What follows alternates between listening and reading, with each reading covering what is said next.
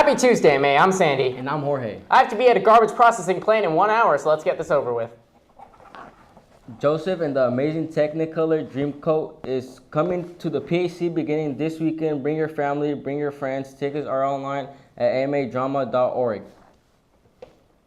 Tonight from 4 to 8 p.m., come enjoy a meal from the Chipotle at the Stanford Shopping Center. 50% of your purchases will be donated to our senior class graduation. Again, that is today, Tuesday, March 13th, from 4 to 8 p.m. at the Stanford Shopping Center, Chipotle. See you there, Bears.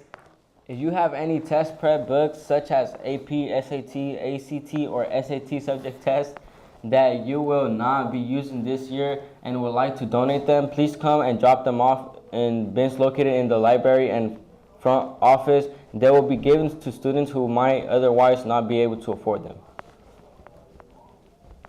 International Week is coming up starting on the 19th of this month. We'll be featuring different clubs on the green from different days of the week to celebrate diversity and unity. On Monday, we'll be featuring the Asian Culture Club and the Mandarin Club. Tuesday, we'll feature Poly Club and the Dream Club. Wednesday, we'll feature all clubs centered around culture or heritage selling food on the green.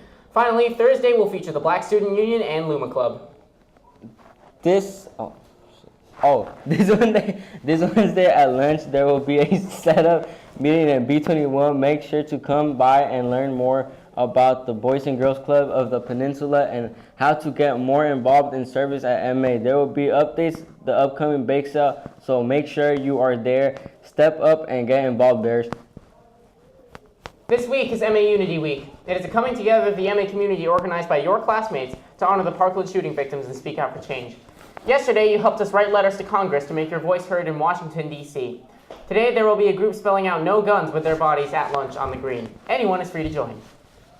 Tomorrow is the walkout. Follow at MA March for Our Lives on Instagram for details. We would like to remind everyone that participation is not mandatory and you will not be marked absent if you choose to leave.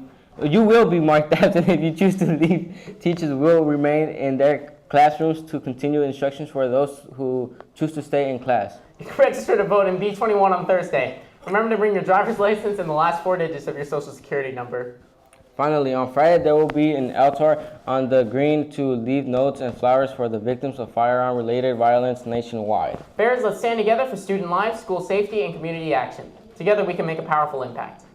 And that is going to be all our news for today. And as always, now it's time for our This Day in U.S. History. On March 13th, 1933, during the Great Depression, federal banks began to reopen as a result of President Franklin D. Roosevelt's bank holiday, marking a step in the long journey towards economic recovery. Just in case you missed our earlier piece on how MA students feel about #NeverAgain, you can stick around during brunch as we'll be airing it out. Again, here I'm Jorge. And I'm Sandy. Stay classy, MA.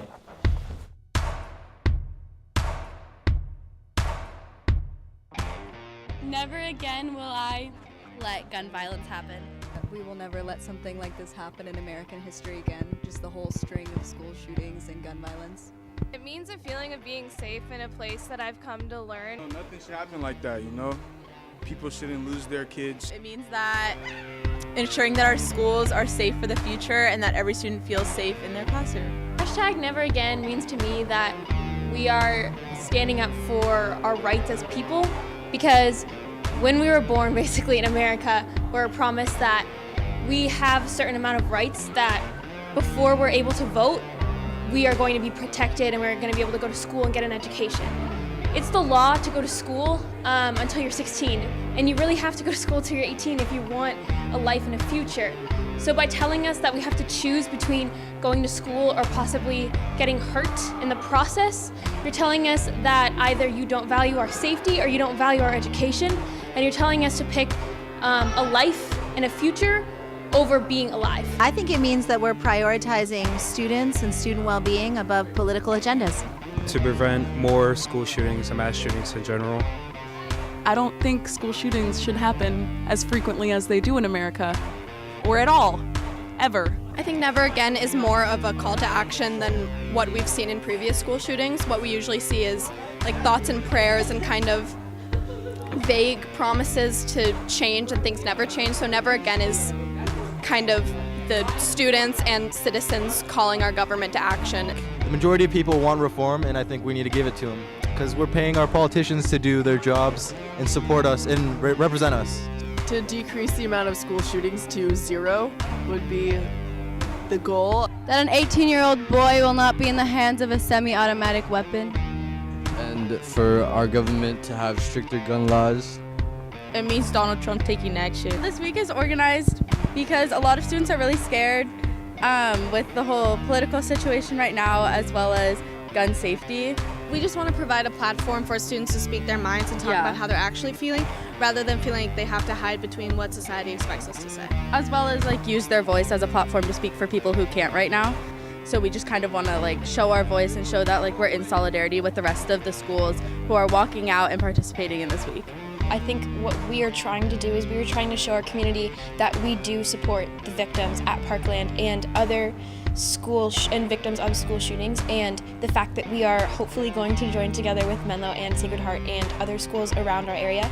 That shows that our schools in the Bay Area, we are in support of these victims, and we are willing to walk out of school and miss assignments and everything like that to show that we are dedicated to a cause and we are dedicated to help everyone else around us. All the schools uniting to walk out symbolizes us trying to take action, because all the years before this, politicians have always said, this is not the time to talk about it, but in reality, it is the time to take action, and so that more lives aren't taken by these war weapons. So what does the walkout mean, and why is Menlo-Atherton doing it? So there's this misconception, I think, among a lot of adults, and for the last walkout Menlo-Atherton had, that the walkout is here to change something, or we as students are so naive that we believe that walking out of the school will do something. No, that's not what it is. It's a form of protest. It's a form of getting together and showing that it's a support. I think that instead of using the word walkout, we should be starting to use the word rally, because we're going to hold a rally on the day. That's where the end location of the walkout is.